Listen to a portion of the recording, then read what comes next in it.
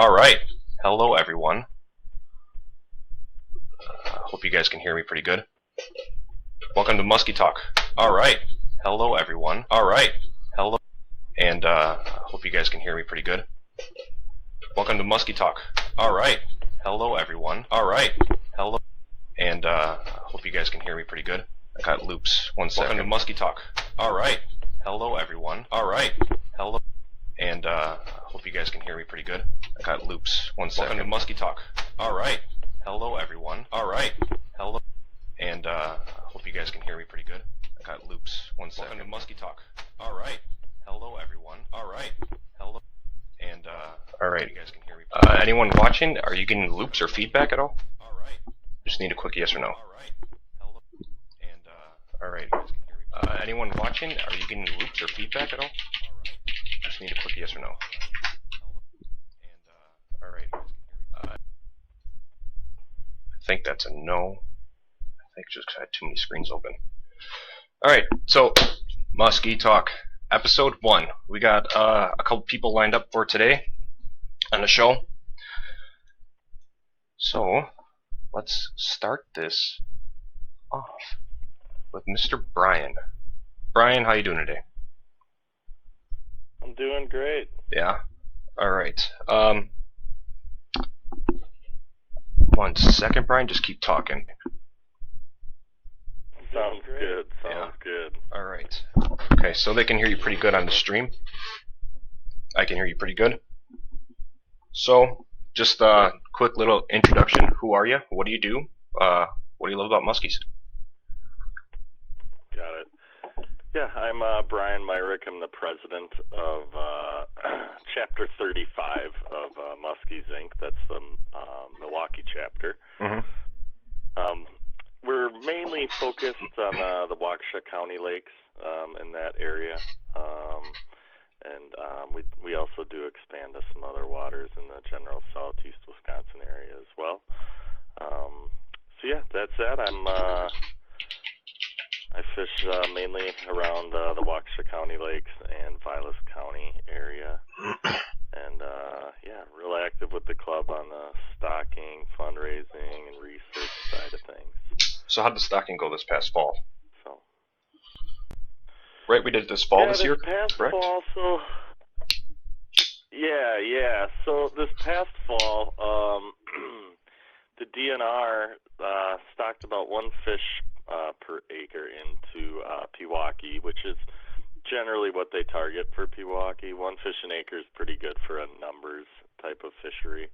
Okay. And so we did it a little additional on top of that, as did Smoky's Musky Shop did from their 3 Charlies from the 2015 3 Charlies money that they raised. Okay. We also have been stocking Lac La Belle as well to supplement the fish that go in there. And then the Okachi is a bit of a focus right now, and the DNR for the 2nd year in a row this past fall, they had an issue with the hatchery and the number of fish available. And it wasn't just numbers of muskies available. There's some research being done on Okachi, and they had to be a certain type of fish that were minnow raised and not raised on pellets, because they were doing a comparison of that. Were the pellet ones not surviving like as long? Yeah, so what the study is to figure out is to look at survivability and growth rates between fish that are raised on pellets alone, pellets and then minnow finished, and then minnows the entire time. And so to look at those 3 different scenarios, and obviously minnows cost more than pellets, but you got to make sure the return's there in order to justify doing it. So that was what the science behind it is. They're not fully done with that study yet. There's a number of lakes. I think it was 11 lakes, but don't quote me on that. No, we won't quote you, Brian. There were a number of lakes across the state. There were a number of lakes they were doing that on. So unfortunately, Okachi didn't get fish again.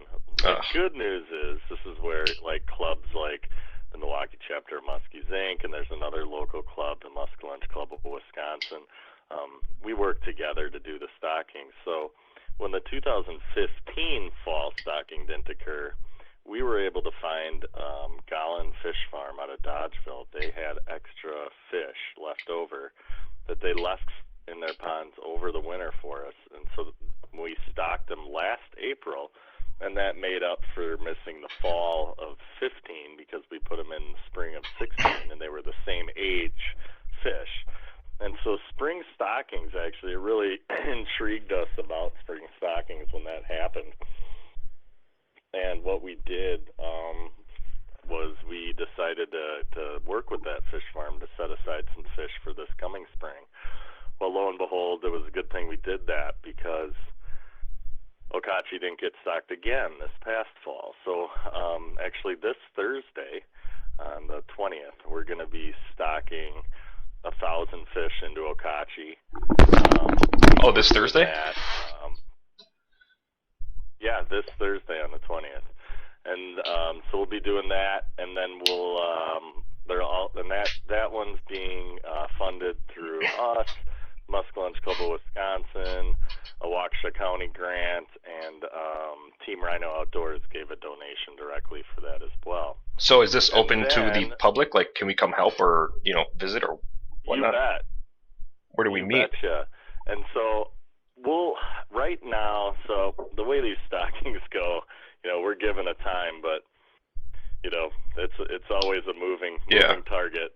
We just found out the date of it within the last day or two, so it's always a last minute scramble. But yeah, on Okachi, what we'll be doing is there is, and you can get the exact directions. I'll post them once we know the exact time on our Facebook page. But there's a little DNR property if you head up the river, out of the lake. If you're heading towards like North Lake up the river, on the west side of the river there's a little DNR property, and we found over the years that it's Okachi is always a fun one as far as launches go because you've got the long channel. So the river is just a nice little shorter jaunt when you have to go back in and pick the fish up. So right now it sounds like the truck will arrive around 10:30.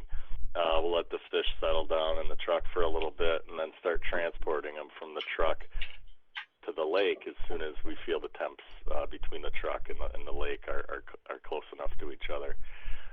And then we'll move those into some nets that we have in the lake, and it'll hold all 1,000 fish in that net. And then we'll just have boats start taking fish throughout the lake and dropping them in spots. So yeah, I'll have the directions on our Facebook if anyone wants to come out and just take a look. You want to lend a hand? You want to hop in someone's boat?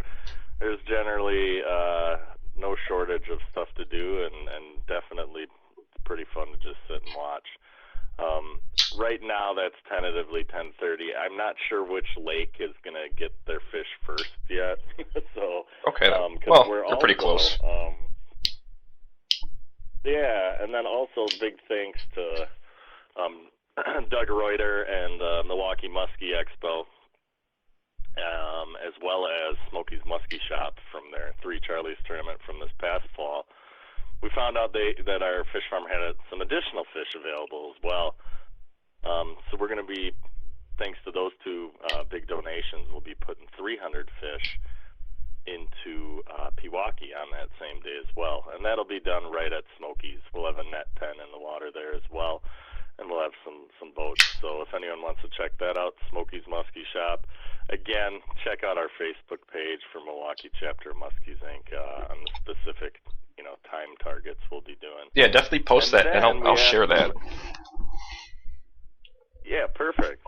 And then if they've got more fish on top of those 1,300, we said if he's got up to additional 200 more, bring those over as well, and we'll just stock those right from the truck right into Lac La Belle. Sweet. As the last bit there. So yeah, it's a lot of fun stuff going on. All right. As far as that goes. So definitely post those, and then I know we got another meeting coming up for our chapter, correct? Mm-hmm. Yeah, a week from tomorrow on the 25th at the Machine Shed. Joel Balzac of Dave's Legacy Guide Service, and Joel's also based out of Smokey's Musky Shop. Yep. He'll be talking about Milwaukee Lake muskie fishing. So right before the opener, for all the local guys, can't get much better than having a local guide open up his book. And for those who've seen some of Joel's presentations at some of the shows, this one's going to be a little different. I was talking to him about a week or two ago. He wants it to be a lot of bouncing off, topics that folks want to hear about. So it's going to be a little less structured than your standard. A little bit more of an open PowerPoint floor plan. Presentation.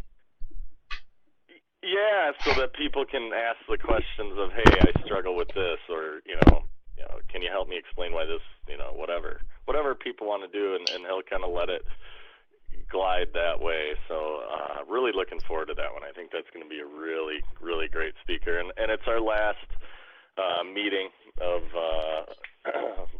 the year, well, until the fall again. Yeah. But we take a little break on the meetings so that we can get out fishing. Yeah, it's all right, I suppose. I mean, I don't catch fucking muskies. Yeah, and then I just make lures, so.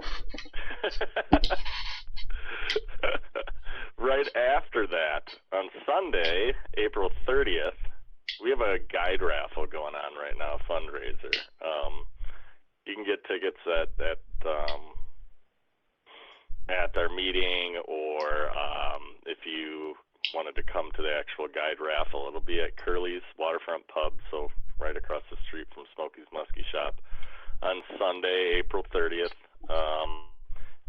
And tickets are $5 or 3 for $10, and you get a chance at a half-day guide trip with Mike Kep, Joel Walczak, Rick Gottager, or Ryan Grant out of Green Bay. So we've got 3 local and 1 Green Bay guide on there. But some pretty good, pretty damn good guides.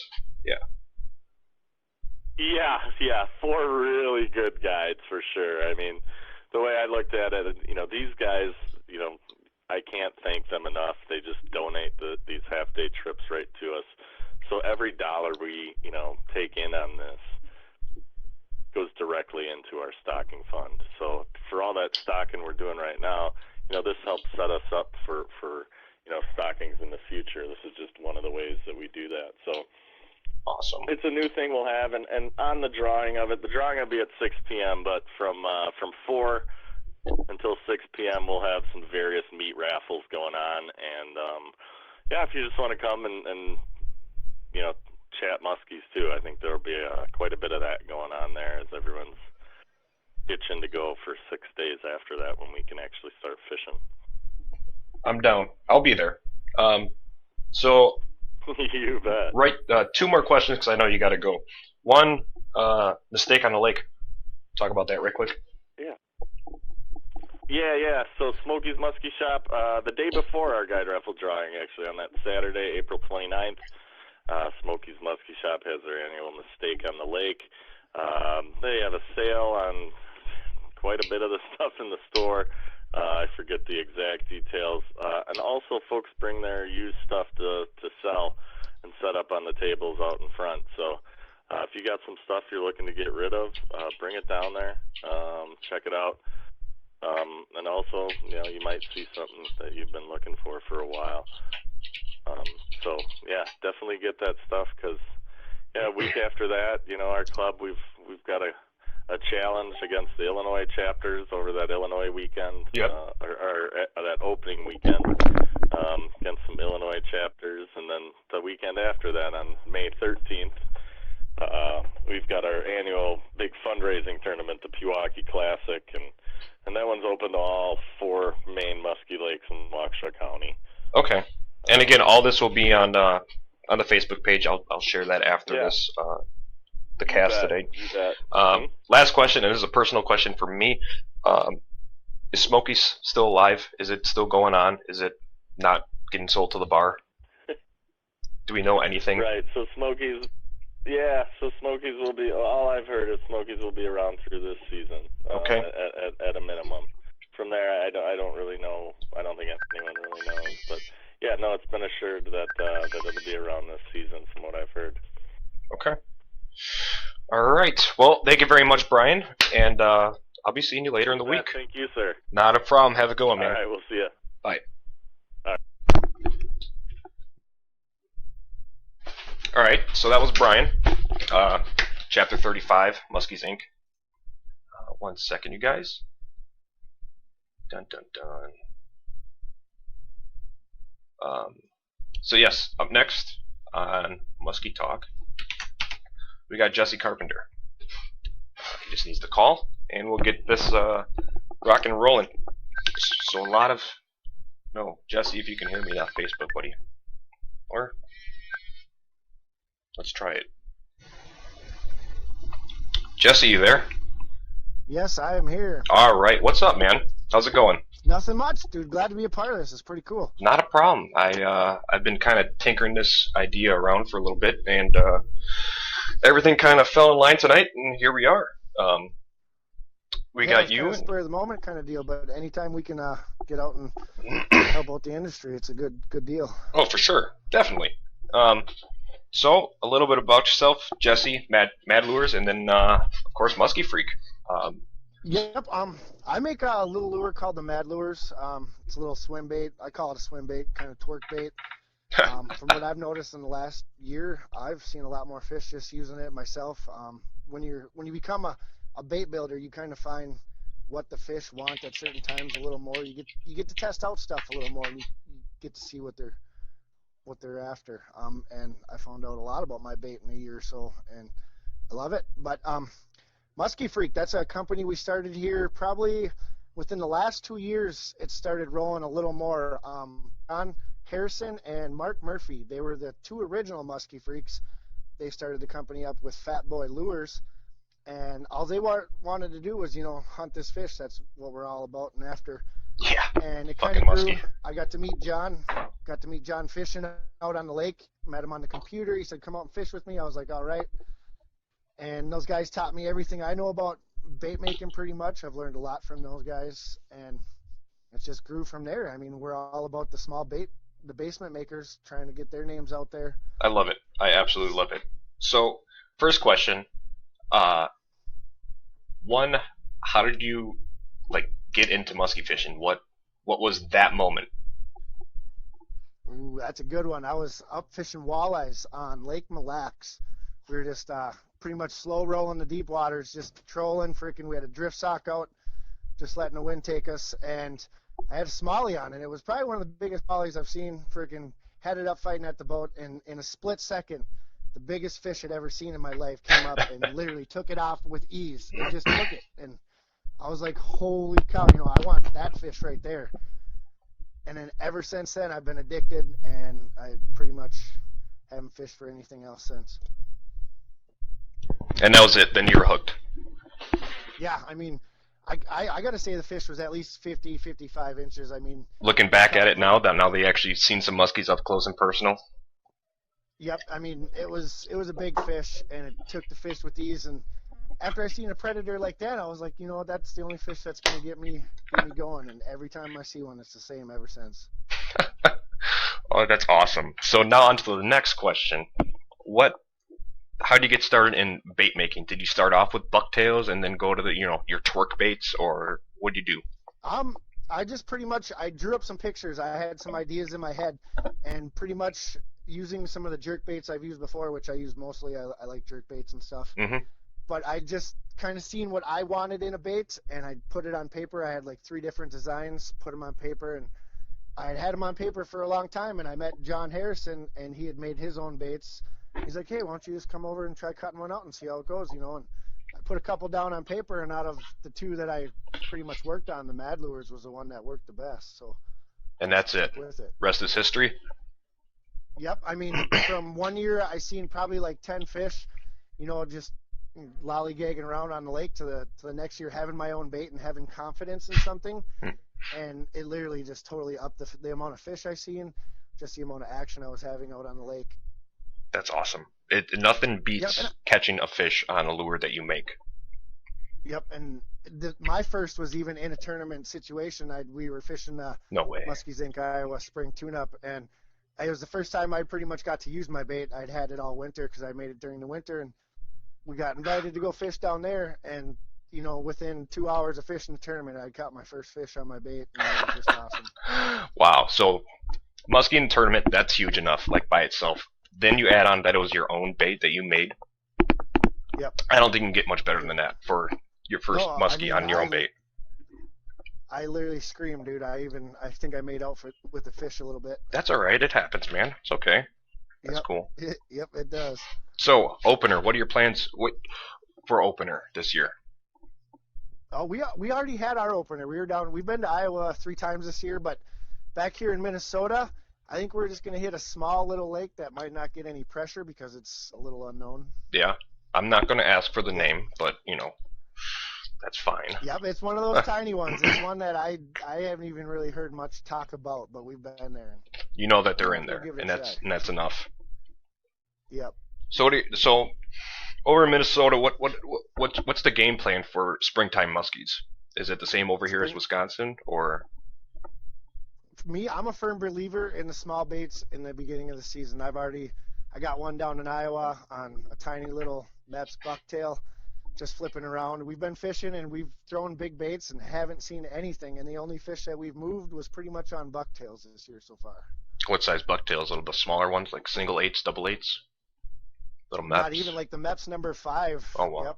Okay. Little tiny one. Huh. Interesting. Yeah, I mean, it's...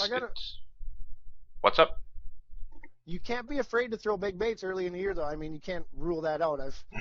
Last year, one of our first fish that we caught was on a fat bastard, in a foot of water. Oh, wow. Yep. That's what I'm going into this opener with, is I'm not going to let that, stereotype of only small, limit me from my lure choices at all this spring. I fish heavily pressured water in Waukesha County, Wisconsin, Milwaukee, Okauchee. Something they haven't seen at that time of the year before. Yep. But it's a muskie. Once you think you get them figured out, dude, the next day they throw a curveball and you're like, okay, totally changed the game plan. Oh yeah, the muskies suck. They do suck. But you keep chasing them. So you got anything special in the works this year for your company? For Maddlures? We got actually me and John are actually working on a new side company kind of called Red Tails. Oh boy. It's a little there's a bait that's in the process. We're working with a couple computer designers and stuff, and we're hoping it's going to be a game changer in a certain area of the bait industry. So can you tell us any more than that, or is it still hush hush? Yeah, it's still a little hush hush. This is one we got to keep under the wraps. We believe that there possibly could be a patent involved if we do it right, that we will have to get a patent. So. Well, that's good. I mean. Yep. Yeah. If you can patent something, definitely that's going to be worthwhile. Well, I'm interested. We don't have the prototype yet, but it's on paper, and we've had a couple like 3D prints made up of the design, but it's going to work. We'll make it work. So, what do you think around the launch of this one?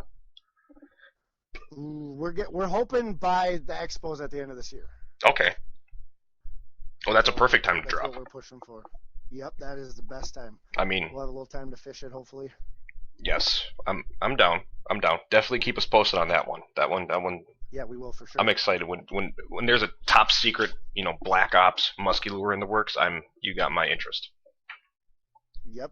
I mean, and that's the thing. For the bait builders out there, you got to think outside the box. You have to. Come up with something to catch these fish that are seeing these baits every day. You got to think outside the box to find what they're not used to seeing. It's a cutthroat market, and it's a cutthroat fish. They're one and the same, and you got to be different. You have to be different in either a little way, a huge way. It doesn't matter. You have to do something different, and really excited to see what you guys got in the works. That's interesting.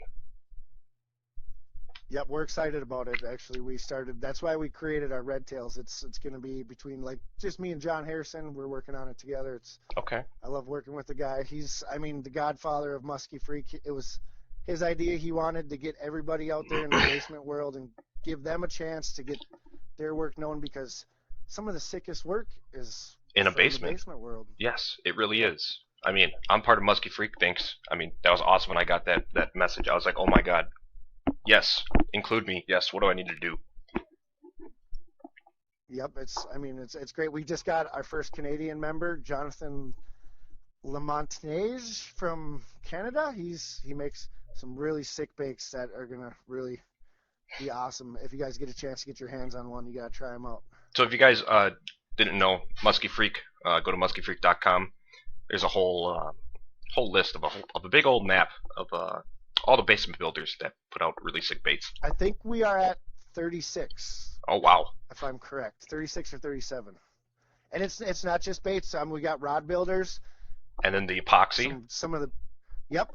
True Glide. We just added True Coat, the new Musky Freak epoxy. It's my go-to epoxy. I've narrowed it down to that one. No, I've tried a lot. Have you heard of it? People using that for heads on bucktails at all? I'm kind of interested in maybe. I haven't. I know you can get the cure time down to 3 hours. I know it takes about 3 hours for it to dry. Okay. If you have to get the temperature and the humidity right, you can play with it and the mix and stuff. I think I might. Yeah, that's another basement builder that's out there. He's got his own product. It's one of the best epoxies I've used, so we got to go with it. I tinkered around with hard baits, but that really didn't go far with me. So I'll stick to my bucktails. But yeah, I was thinking about crossing into the bucktail world, and I'm like, no, let's let people like Cullen and Josh and those guys take care of that. We'll try, but do you dabble. Make some sick blades, man. Do dabble. It's fun. It's a whole different world from hard baits. It is, and we sit and look at your guys' work, and we try and pick it apart, and we're just like, how do they do that, man? It's artwork. Well, I'll show you. I'll show you on the live feed. I need people to make more because I'm running out of ideas. Not really, but I just like to see what other crazy musky freaks have in their head that they want to put into feathers. That's cool. Yeah, I think you're the first person to come out there and do pretty much a live tie of baits. That's something that's unheard of. That's awesome. That's awesome.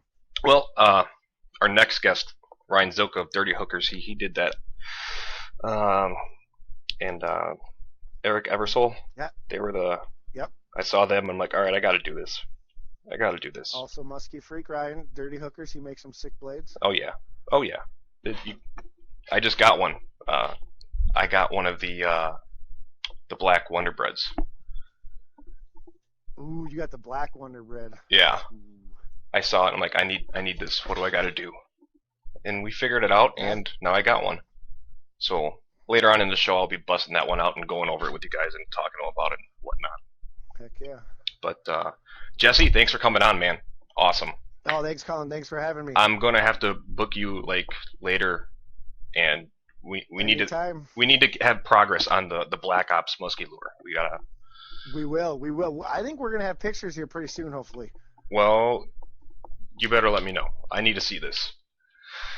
We'll keep you under the wraps. We'll let you know. Perfect. Well, thank you very much, Jesse, and we'll keep in touch, man. All right, we'll talk to you later. You guys have a good night. You too, man. Bye. Bye. All right. So that was Jesse. I see Adam. Adam of TNA. Hey, Musky Magnet, where's my black and orange marabou? I ran out of thread, Adam, so I gotta go get some more. But if you can see, there's a few on the table right now. I just gotta epoxy them. So don't worry, it's coming, Adam. Promise.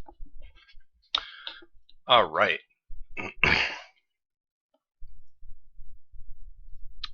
One second, you guys.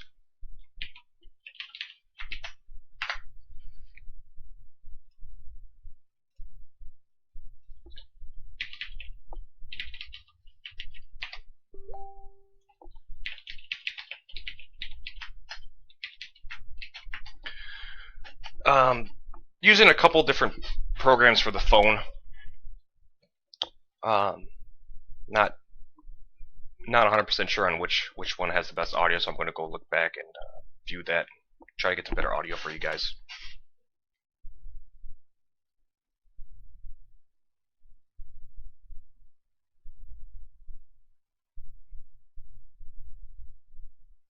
But next up, on Musky Talk, episode 1, we got Adam.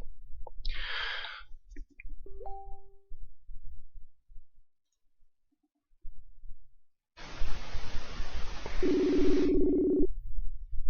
it's ringing, you guys. It's ringing. Let's see if he answers. Hello. Hello. Welcome to Musky Talk. Why, thank you, sir.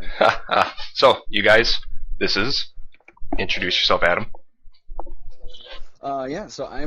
This is Adam Bergendahl. I own Madtown Lures out of Madison, Wisconsin.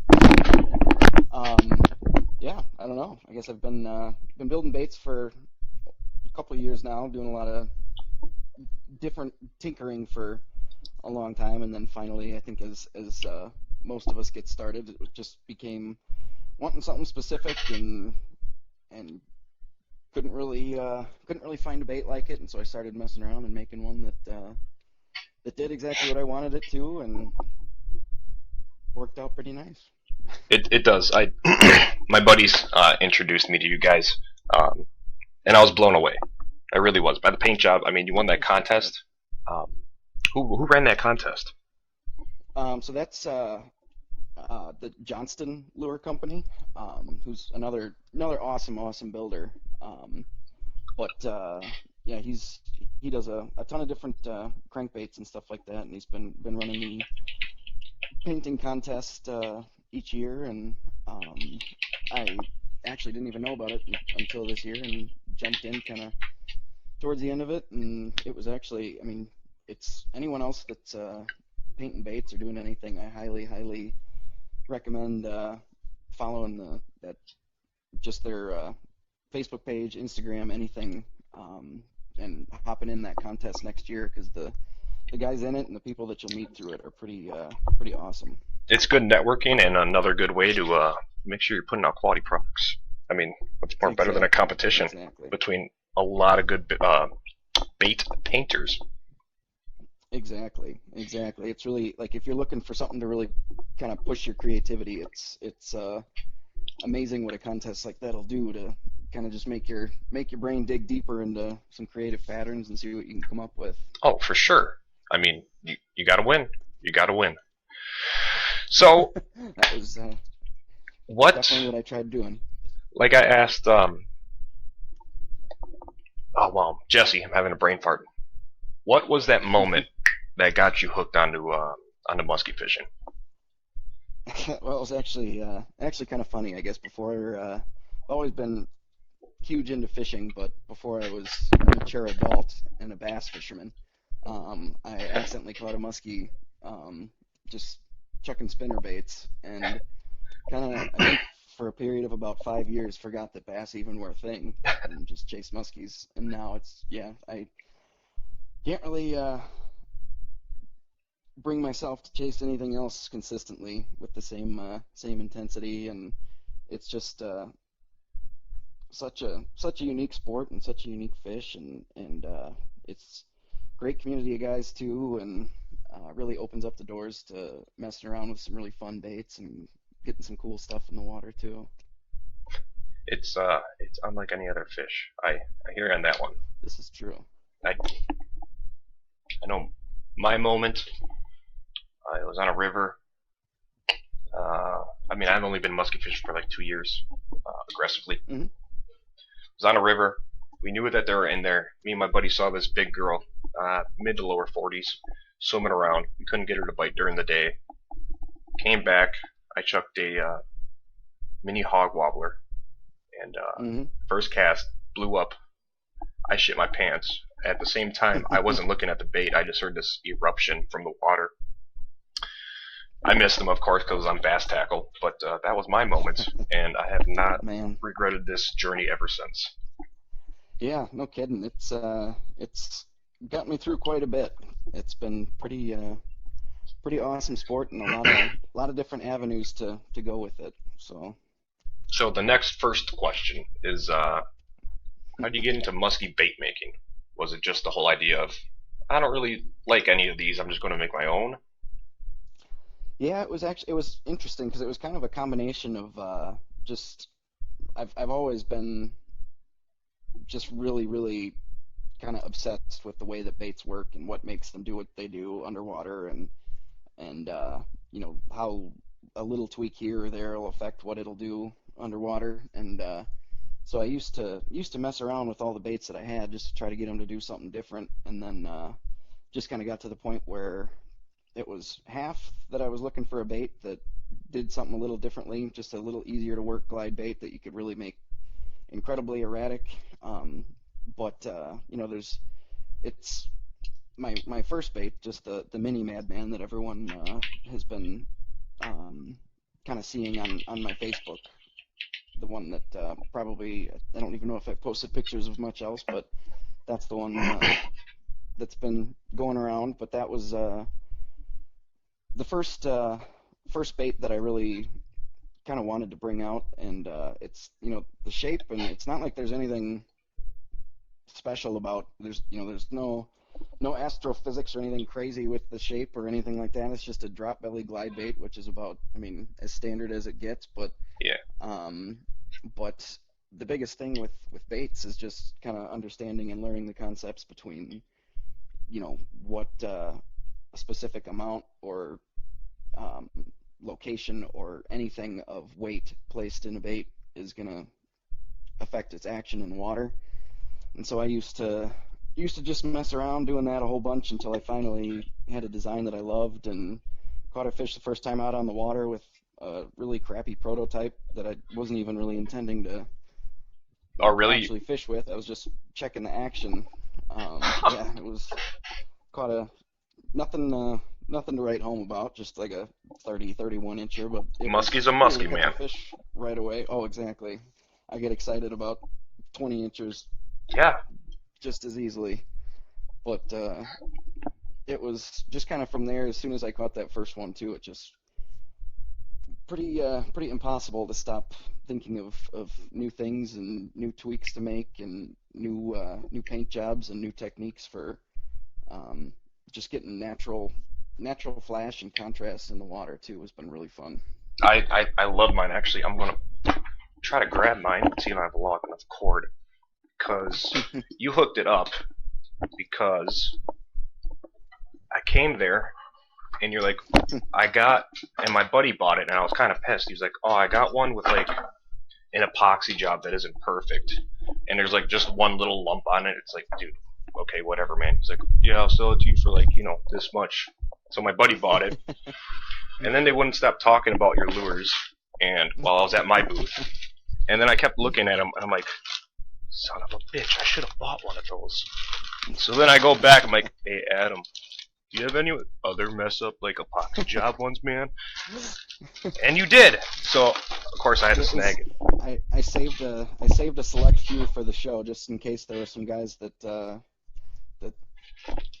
wanted one that was going to get wrecked anyways and didn't really care how it looked. And the reason that I had the batch was because the night before the show, I feel like this is always how it goes, but the night before the show I had a epoxy wheel mishap, and it just decided that was going to be the night that it just destroyed itself and epoxied the baits to the floor, and I was able to chisel them up and get them to the show still. But so this one was actually stuck to the floor? Yeah, it was stuck to the floor for a bit, and I sat and kind of messed with the epoxy and just heated it up quite a bit to get it essentially just looking semi-normal. But I think the funny thing is just the past few years, my most effective baits anyways have always been, I'll be halfway through a bait because there's lots of layers of epoxy on each one that I do, and Yep. You have some crazy chance, or I've got 15 baits that are spinning and one of them just somehow falls off, and that ends up being the one that I fish with the most during the year, and it's my most productive bait. So Yeah, that's why I was like, yes, I want that lure. That epoxy is not gonna like mess up the action whatsoever.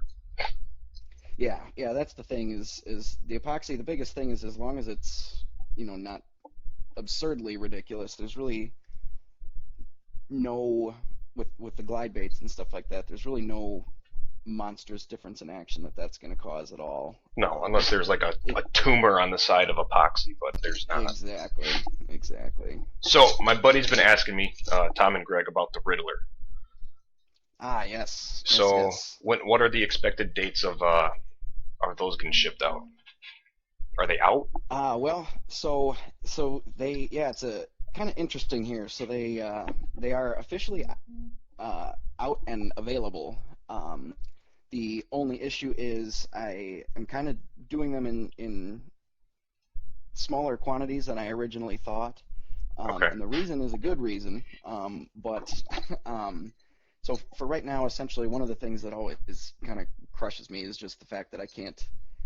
I mean, I'll work on baits for 12 plus hours a day, but I can't respond to Facebook messages and get back to everyone and stay on top of that if I want to be productive with the building. And so it's kind of just, picking whichever one is going to get through my list the fastest. And Yep. So right now my priority has been trying to get through my wait list as fast as possible and get guys baits before the Wisconsin opener. Well, I'll tell them to shut up, so they'll shut up about it. They already got, one. The good thing is I do have a couple of the Riddlers have gone out, and I do have actually Tom and Greg's are both ready and will be going out probably even tomorrow or the next day. But hold them hostage. They don't need them. Yeah, there you go. But they're one of the other reasons that I actually am kind of pulling back on the amount that I'm going to release of those is just because of some other stuff that's going to be coming out later this year that should be pretty, I'll just say interesting. Now, I didn't want to bring it up, but me and you both sponsor Musky Mutts, Paul and Jay. Yeah. And so I went to drop off, met up with Paul, dropped off his baits, and he's like, dude, check out these sick baits from Adam. And I'm like, oh, yeah, those are nice, but what's all covered up and still in your tackle box? And he's like, I can't show you those. And I'm like, what do you mean? So he kept his word. He didn't show them, but that's impressive. You gotta give him props to that. Yes, I tried, but he didn't budge. Yes, he teased. So any other information you can let out about that one? So that one, that's actually one that might be splitting some of the real estate as far as quantities with the Riddler. If I can kind of get caught back up on orders here.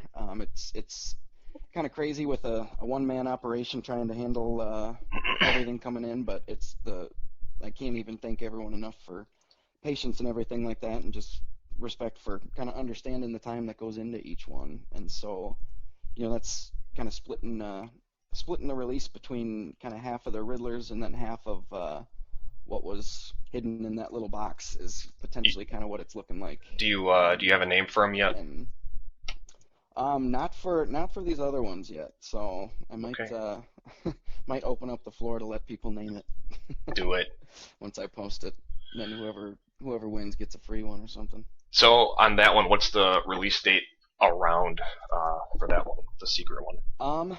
Well, it's so that one is more of a kind of early spring type bait, and so either what's going to happen is it'll be released as soon as humanly possible in smaller quantities, okay, or it'll be next year in real big quantities. Okay. Because the kind of crown jewel of what's coming out this year will be probably around July, I'm guessing. What's this crown jewel now? That's a bait that I've. Oh, give me one sec. Get the phone call. It's a bait that I've been working on for quite a while, messing around with different designs and shapes and sketches, and have kind of partnered up with someone who can help take my sketches and help me actually get some molds made of them. You got two secret baits in the work right now. On the low side, yes. Okay. Potentially more. Well, it looks like I'm going to have you back on the show too with these. Get a little closer when you decide to leak a little bit more detail out, because 2 guests in a row, and now we got 3 secret baits coming out. It's I know. I'm looking forward to this year. Too. Yeah, this is gonna be some cool stuff. This one, this is probably I don't think I've ever been this excited for a bait. Really? That I've made. This the one that's coming out later will be quite the product of hard work, and it's gonna look different and unique. I mean, that's what we're always looking for. Style bait, but it's gonna be pretty intense. I like it. I like it a lot. So for this opener, because you're based out of Madison, what's your game plan going into early season? Small baits, rivers, lakes. Well, yeah, pretty much just kind of wherever I can break away and get some time to go do some fishing is good with me. And I'll probably be on the Madison chain. Nothing wrong with that. It's a great chain. Yeah, exactly. There's nothing wrong with that at all. But yeah, it can get pretty high pressured and pretty tricky at times. But early spring is probably my favorite time out there. You think that's the best time? No, it's it can be quite frustrating. I mean, it's the Madison chain's interesting because there's definitely cycles and definitely some predictability as far as, you know, times a year that'll be better than others. But then at the same point, there's aside from those bites that you can kind of predict, there's just like last year, for instance, was just a mess compared to usual. And so I think that was everyone's season last year. Yeah, that's kind of what it sounds like. I mean, it was bad from everyone that I've talked to, and a couple of my buddies just they talk to a lot of people, and along the board. Yeah. Okay. And it should be. I think the cool thing about the early spring out in the Madison area is just that. I mean, if you're wanting to just have a stress-free, you know, kind of avoiding the crowds, definitely do not go to Madison. But no.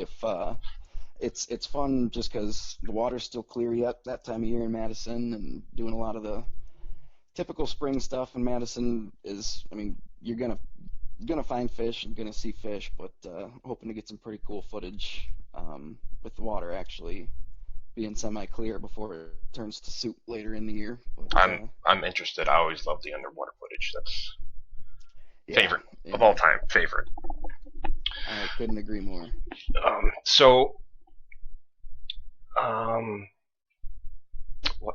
Another brain fart. I was gonna say something kind of smells. Yeah, I smell it too. So do you fish your baits exclusively as a bait maker? I'm just curious about that. It's a really interesting dilemma because, you know, in the interest of actually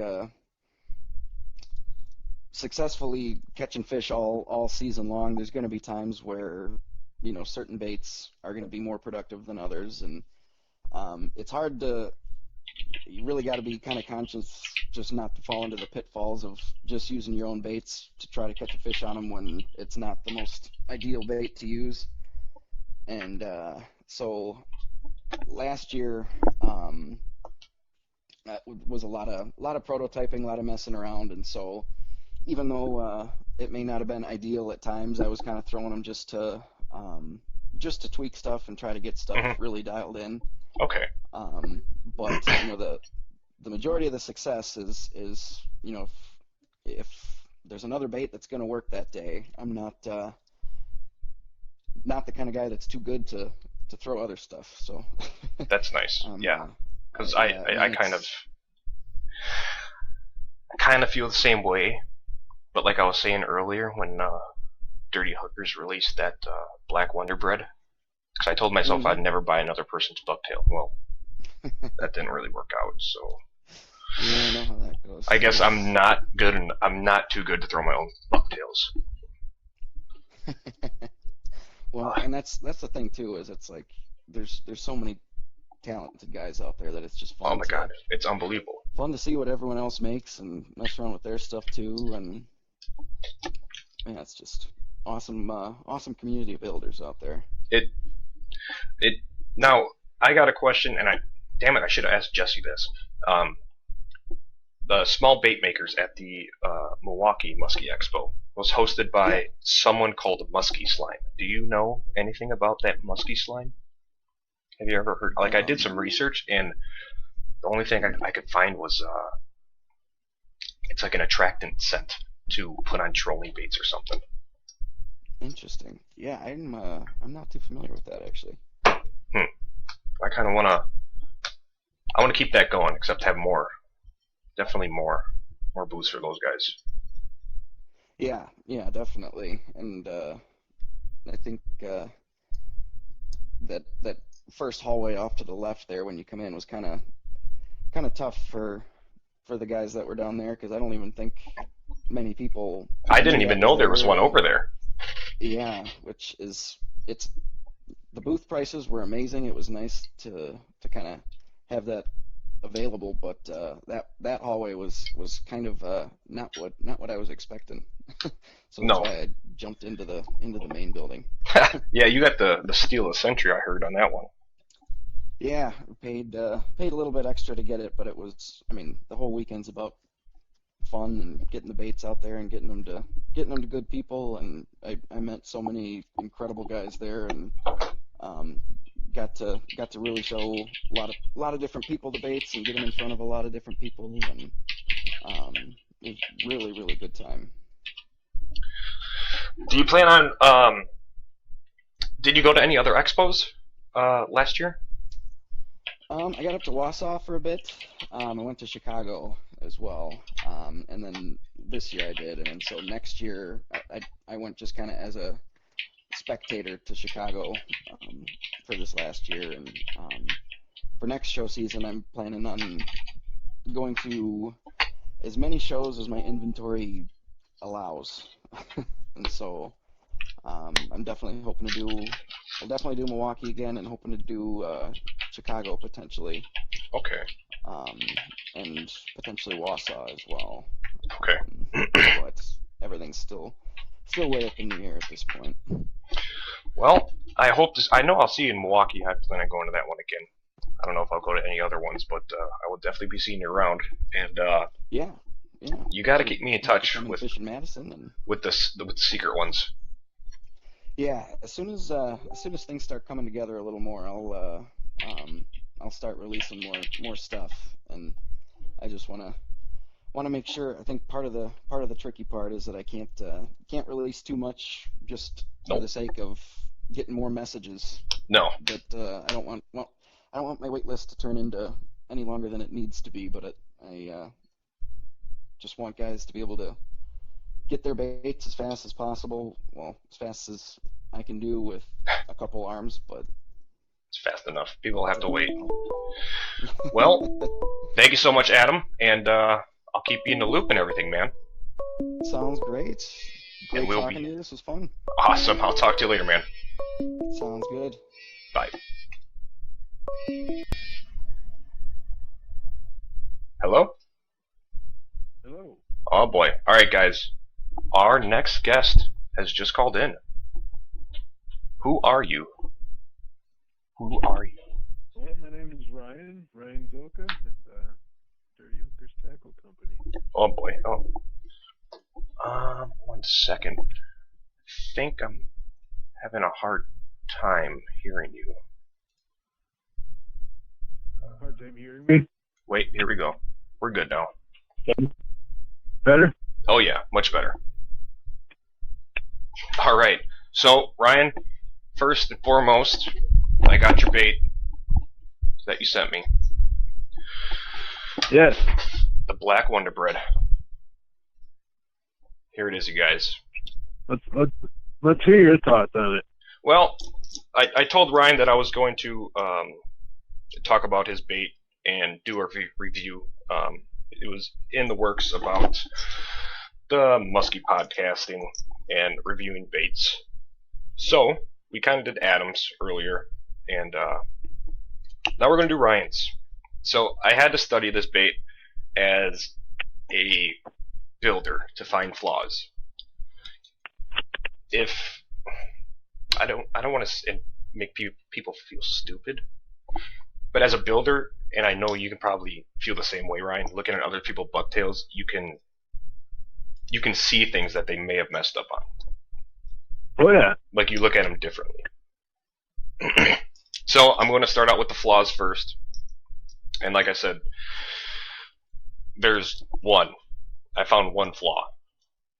And it's such a minor flaw that I feel kind of stupid saying this. Ryan, your epoxy is not shiny on your head. I know. And that was And you know what? To be honest, what? I think I touched yours like as the idiot test one. Like, ooh, Yeah. Is this dry yet? Shit, no, it's not dry yet. Oh well. And then it was like a poor attempt to smooth it out. Like I saw But that. yeah, I'm like, it happens. it does. It really does. And I absolutely hate it. Or if you get like a little piece of marabou just stuck on it, and you're like, well, there goes that nice finish. You know, I'm sure you have the same problem that I do. Like, certain things like that happen. Like, I'll get a weird hackle feather on the bottom that, like, just pokes out to the fucking side. Pardon the language. No, this is Or, you know, like little things like that. There's a little blemish or something in the epoxy on the top of it. And it, you know, I sit there and I stare at it and I think, shit, do I sell this? Or do I redo the whole thing? And like, sometimes I second guess myself, or I ask somebody else for their opinion, and half the time it's, Ryan, that's minuscule. Like, you're the only person that's ever going to notice that. Yeah. And, you know. So, But I'm sure you can relate. I've been there. I've been there 100 times, and it's just, I hate epoxying. I have 1, 2, 3, 4, 5, 6, 7, 8, 9, 10, 11, 12, 13, 14 baits sitting on my desk behind me that I need to epoxy because I hate epoxy and I put it off to the very end. Well, that's a good one. Ugh, I hate that. Yep, me too. I'm in the works. I think I might have talked to you about this, about maybe making a tool that can help us epoxy heads better. Yeah, that would be. We'll see. That would be very beneficial. That's my secret Black Ops bait. And I know this was your Black Ops bait. So before we carry on, I just wanted to point out the non-flaws in this bait. That makes this bait unique. Two things that sets this. Alright, 3 things that sets this bait apart from others, even my own. This is not like any other bucktail that I've seen. 1, if you look on the back, what size are those blades on there, Ryan? By the hook. On the very back of it? Yeah. Zeros. Zeros. So he's got 2 zeros on the back. Something different. I know that's going to clink. And flap tail. I mean, it's a bucktail flap tail. It's not in a way. I don't think that's going to make me miss a fish. So I absolutely love that idea.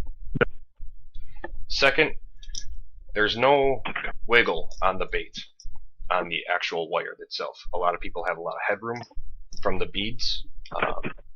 I know I kind of keep it smaller from others, but there's absolutely no wiggle room.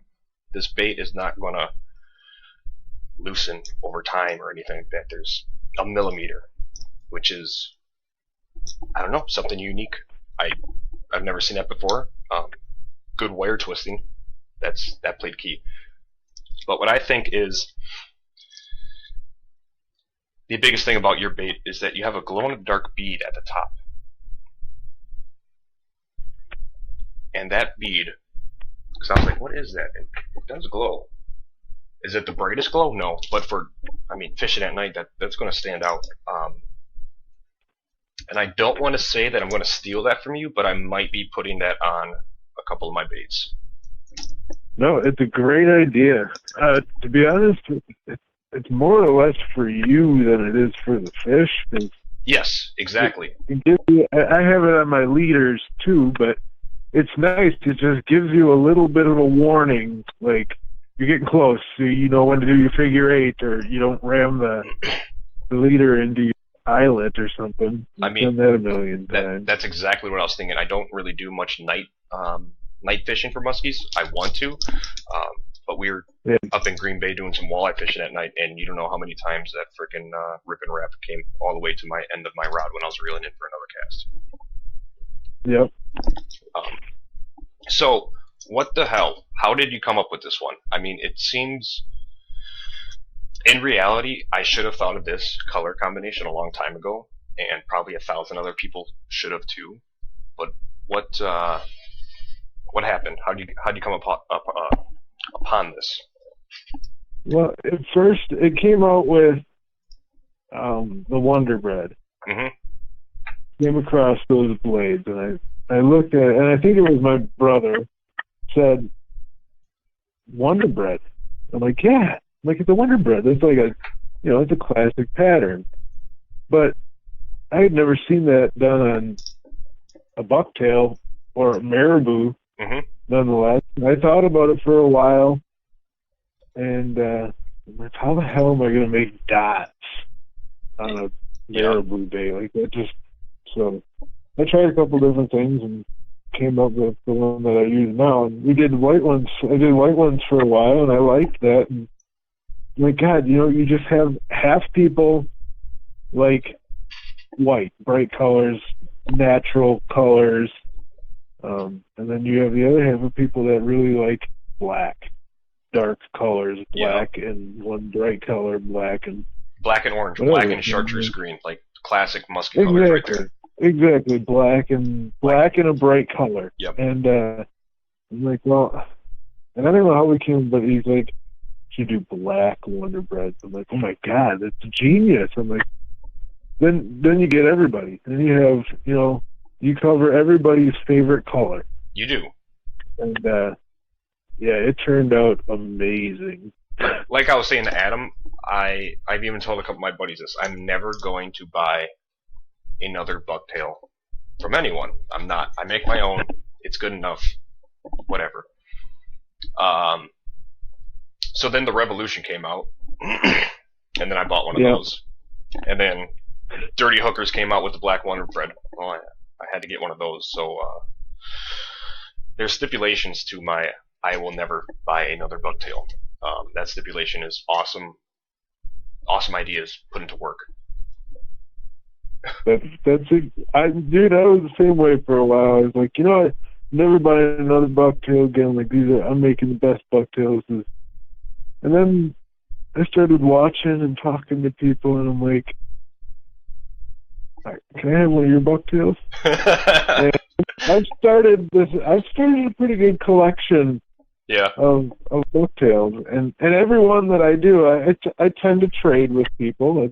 That's how I got this one. I'm lucky enough to do a trade with Ryan for this one. So Ryan's is right there. That needs to get epoxied because, like I said, pretty excited. Still waiting for the plates. But yeah, everyone just said, go all out on it. Give me your best. Like, let me see what you can do. So I've got a pretty nice collection of other builders' bucktails, and it's awesome. Everybody does something a little bit different. They really do. Appreciate everything on it. If unless you're a total dick and a douchebag, everyone does put out amazing bucktails, and no one does it the same. It's generally the same idea, but how many feathers? What placement? All right, how many feathers are stacked up on top of each other? Is there flash in there? Is there not flash? There's so many different variables that. Yeah, which is awesome. There's new builders popping up left and right on the flea market, showing off their work, which is awesome. Oh yeah, definitely. So, like I asked everyone else, what got you into musky fishing, Ryan?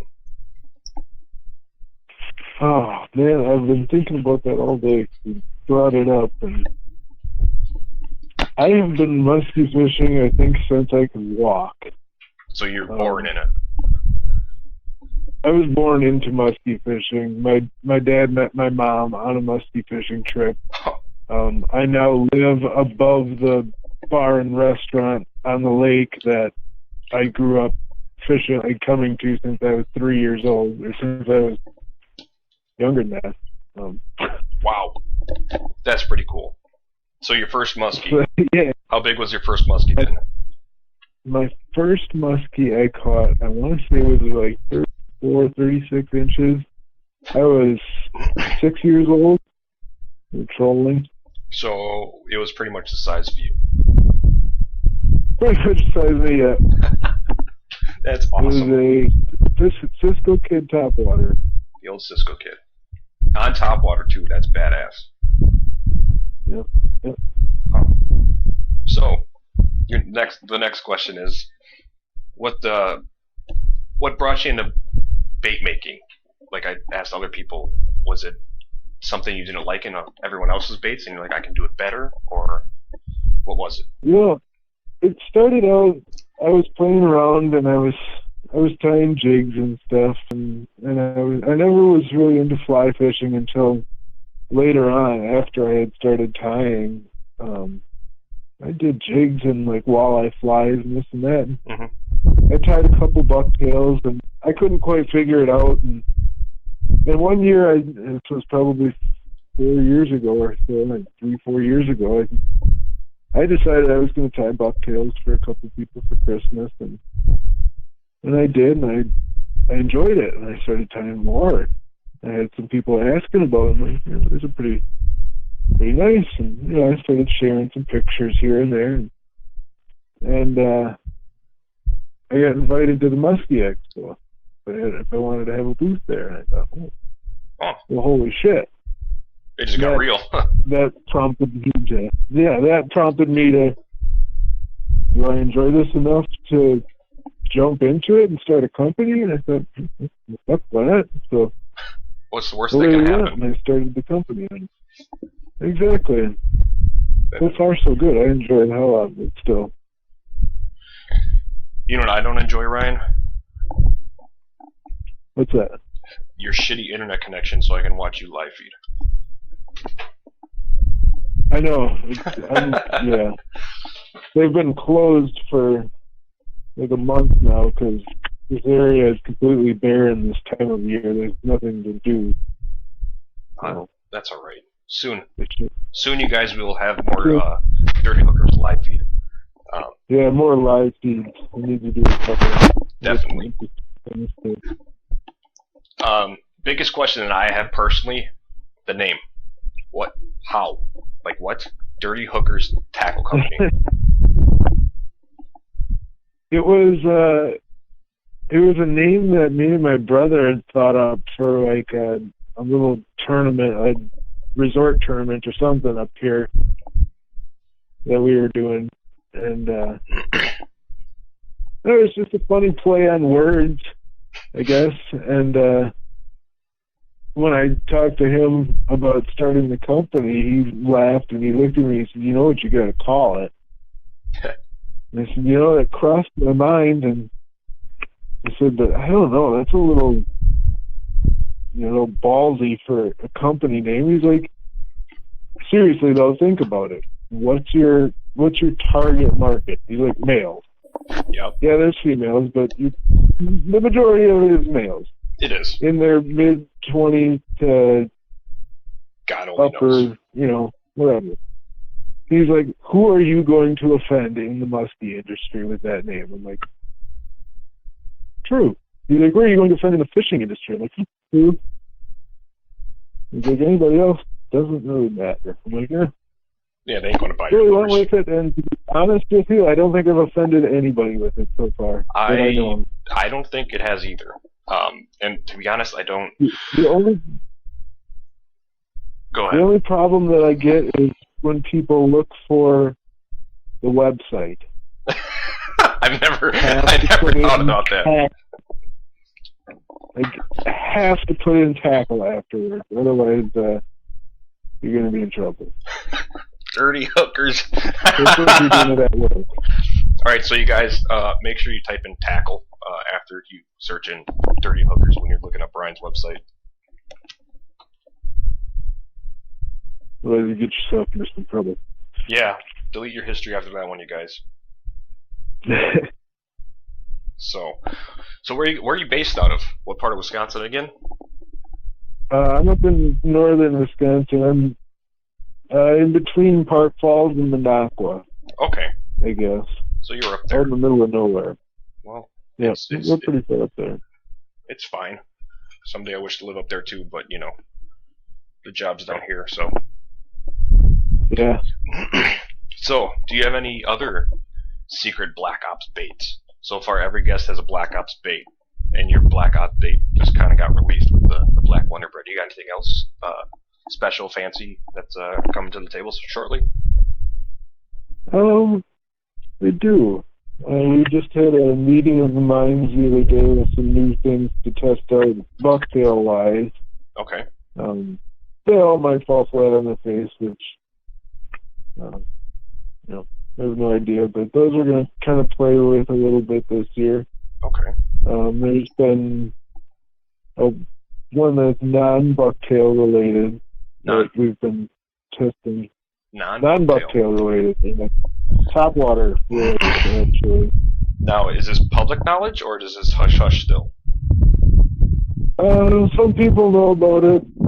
I've showed it off a little bit. Is there an expected release on those? Not as of now. Okay. They're hand carved. So it takes a while. So if they do come out, they're going to be pretty limited. Okay. But I think what my brother is in on building those. My brother and my dad, and okay. I think those are going to be pretty top notch if they do come out. I got to see what he's talking about, you guys, and it's different. It's another different bait. Topwater, like he said. Hopefully, when the time is right or whatever, he will release the pictures and we'll release them for sale. And I definitely am in line to get one of those, 110%. I'll buy it from you too. Yeah, right? It's a fun bait to fish, that's for sure. It's got a couple little hiccups that we want to fix before, just to make it run a little truer all the time. And that's the part of bait designing. Well, it's a fun part, except for when there's like ice on the lake. You're sitting there tinkering with it, and you're like, I got this great idea, and you do it, and look outside, and it's like, shit. There's still ice. That's too funny. Put that away. So, ice season's over, you guys. So, Ryan, what do you plan on? What's your tactics for the Northern Wisconsin opener? You plan on coming down to the Southern, fish a little bit before your guys's, or what? Probably. I'll probably. My brother lives in Stevens Point, so I'll probably go down there and jump on the river. Okay. For that opener. Up here, I'm sure we'll just, small bucktails. That's usually what small bucktails. I have a couple other things I'd like to test out this spring. So across the board, everyone's going small bucktails. Yeah, our chain of lakes that I'm on here has small seems to work better. Well, I argued it for a couple of years, and I tried to prove everybody wrong, and small just outproduces things here. I mean, come fall, sure you'll get them on pounders and stuff like that, and bigger suckers, but the majority of the year, I mean, they'll take bigger stuff, but it seems like the smaller ones just seem to work a little better out here. I kind of feel the same way if our quote-unquote home lake is Milwaukee, and you see more and more bass guys catching muskies on bass tackle, and more muskie guys catching bass on muskie tackle. Yeah. So I know me and my group of friends, we prefer small. Definitely, overall, we fish smaller baits. We have some plans to change that up this year, but definitely, like you said, that lake has a proven record of going small, and they still go big. I'm probably not 100% on that, but like you said, early spring, early summer, small, definitely the way to go. Yep. That's the way it seems. I think I'm. And I mean that all depends. That all depends on the bait of choice too. But bucktail is definitely on the smaller side. Seems to. So what do you think? Like glide bait's a little bit bigger, or what? What do you mean by that one? Yeah, I would use a bigger, dive and rise or glide bait or top waters. I have no problem going bigger with. Like Cannonball big or like Cannonball Junior big? Cannonball would be tough. I would use it out of sheer amusement. And be really amused if I caught a fish out here, but I use Cannonball Juniors at night out here. And that produces pretty well out there. Yeah, that gets a little bit of action. So, yeah, like I said before, I really want to try some more nighttime fishing for muskies this year. We have a lake for it, and I don't know, for some reason we just never really done it. Yeah, it's a good time. So especially if you pick your nights right. Oh, definitely pay attention to the lunar phases. But last question, Ryan. Yeah. Any what is your one tip if I were to go out musky fishing at night? What would it be? One tip. Like you said, pay attention to your nights. You want to elaborate on that one right quick? Yeah, I mean, well, like you said, the lunar, follow your lunar calendar. Once you get to that full moon or the new moon, I mean, obviously that's good as far as the fish feeding, but it's also fantastic because you get a nice full moon. It just lights up the whole lake for you. You don't need headlights. You can work under the light of that, and it's doable. It makes a big difference. Or and that goes for even if you're not on the lunar, a big cloudy night or something versus a clear night can make a pretty big difference on visibility and stuff like that. So one last question, even though I said that was the last question, because I was thinking about this. Like I said, we're up in Green Bay a couple weeks ago fishing walleyes.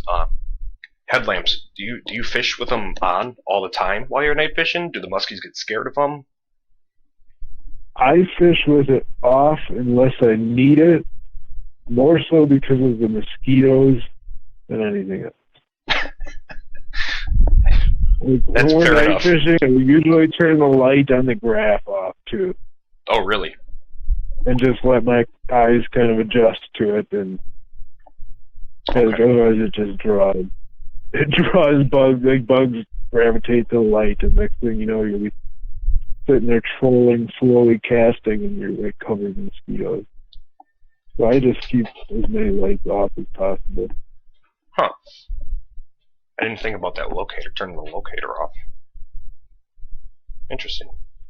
Yeah, some nights it's not bad, but sometimes it makes a difference. So, well, thank you very much, Ryan, and thank you very much personally for that bait. That's that one's getting fished, man. I'm excited to get mine.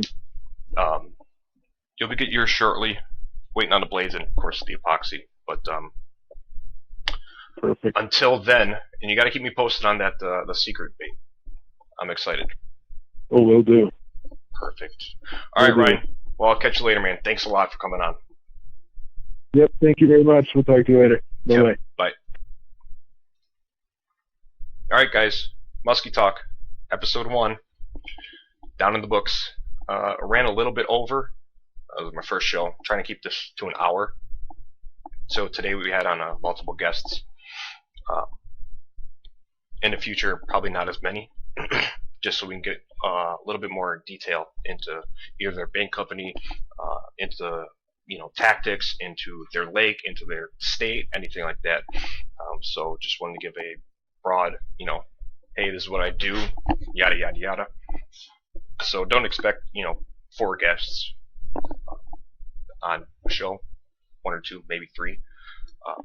But we got some more exciting things in the works. I know few people I was messaging earlier that want to get on, so we got more content. I want to be doing this as a weekly show, and today's Monday, so yeah, perfect. Musky Talk Mondays, let's do it. So it'll get better as the shows go on. Any other tips or comments or questions, let's inbox me, email me, muskymagnetLures@gmail.com, my Facebook page, Musky Magnet Lures, me, Colin Pluta, hello. Just send me info, what you want to hear. I do plan on doing questions during the show, so we can ask, the people who are on the show to answer those questions. But thank you for watching, everyone, and stay tuned next week. Musky Talk Mondays, presented by Musky Magnet Lures. There we go. Thank you so much, everyone. Have a good night.